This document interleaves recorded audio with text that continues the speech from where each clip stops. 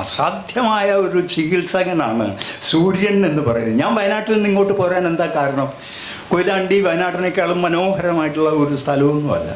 ഒരു എഴുത്തുകാരനെ സംബന്ധിച്ചിടത്തോളം എന്നോട് പറയും, എന്തൊരു കൊതി തോന്നുന്ന സ്ഥലത്തു നിന്നാണ് നിങ്ങൾ ഇങ്ങോട്ട് പോന്നിരിക്കുന്നത്. പക്ഷേ എന്താ കാരണം? എനിക്ക് ഈ മേഘാവൃതമായ ആകാശം പറ്റില്ല. മേഘാവൃതമായ ആകാശം എന്നെ എപ്പോഴും ആസ്മക്കാരനാക്കും. ഞാൻ അധികം ആശുപത്രിയിലായിരുന്നു. പക്ഷെ കോഴിക്കോട്ട് വന്നപ്പോൾ തെളിഞ്ഞ ആകാശം, വെയിൽ, എന്തൊരു സന്തോഷമാണ് ഈ ആസ്മ രോഗിയെ സംബന്ധിച്ചിടത്തോളം. ഈ തെളിഞ്ഞ ആകാശം എന്താ കാരണം? സുഖം എന്ന് പറയുന്ന വാക്കിൻ്റെ അർത്ഥം സുഷ്ടുവിലേഖം എന്നാണ്. എന്ന് പറഞ്ഞാൽ എന്താണ്? തെളിഞ്ഞ ആകാശം എന്ന്. നമ്മളിപ്പോൾ സുഖമാണോ എന്ന് ചോദിക്കില്ലേ ഒരാളോട്, എന്താ അർത്ഥം? ആകാശം തെളിഞ്ഞിട്ടുണ്ടോ എന്ന അർത്ഥം.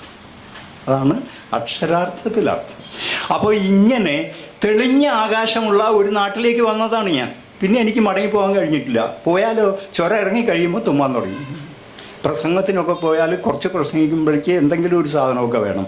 ഇവിടെയാണെങ്കിലും ഒന്നുമില്ല. ഇതാ സുഖമായിട്ട് ഈ തെളിഞ്ഞ ആകാശം എപ്പോഴും തെളിഞ്ഞുകൊണ്ടിരിക്കുക. അതാ ഇവിടുത്തെ ശല്യം, മഴയും പെയ്യില്ല അപ്പോൾ. പക്ഷേ എനിക്കത് അങ്ങേയറ്റം. അപ്പോൾ ഇത് ഒരു അവസ്ഥയാണ്, ഒരു മനസ്സിലാക്കലാണ്, പ്രകൃതിയോട് ചേർന്ന് കിട്ടിയിട്ടുള്ള ഒരു വെളിച്ചമാണ്. അത് പിന്നീട് ഞാൻ തിരിച്ചറിയുന്നതാണ്.